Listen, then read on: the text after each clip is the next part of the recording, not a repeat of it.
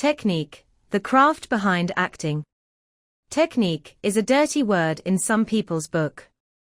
But technique is a wonderful and necessary thing and is used by everyone, whether they acknowledge it or not.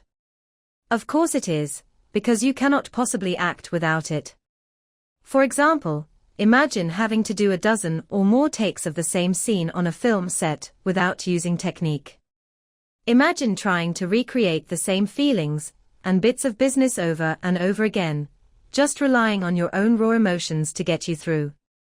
So in film and television, where everyone relies on your being on your mark, cheating your face round to camera, and placing props in exactly the right position, technique is imperative. It is there to structure the scene, and it is the actor's job to make all that phony-feeling stuff appear absolutely real and believable. That is what you are paid to do, to make it look good. Nobody watching your performance cares two pins how you actually feel. A lot of acting feels phony, because it is phony. It is pretending, and it is not easy to make it look comfortable and natural. So practice technique and learn to love it, and eventually you will enjoy feeling phony. So what is technique? Well, it is all the tricks of how to make things look real. For example, if an actor needs to do several things at the same time, for screen or stage, the modern actor tends to do them all simultaneously and hopes that the audience will get it. Alas, this is not always effective, as the audience can have trouble picking out what it is you are actually conveying. Instead, use the one-by-one technique. The trick is to do one thing, then another, and then another.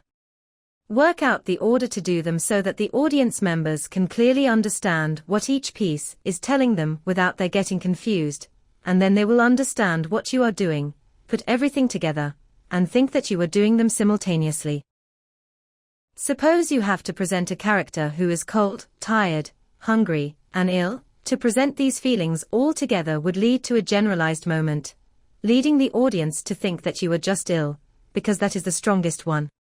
If you did them one by one, but started with being ill, then the audience would think that all subsequent messages were part of the being ill moment, and would miss them. You should carefully choose the order for one by one, and do the hardest one first. Start by being hungry. Search for any old piece of food on the ground. The audience sees that you have not had something to eat for ages. Then be tired, yawn and stretch. The audience perceives that you want to go to sleep. Then be cold, shiver. The audience understands that you want more clothing.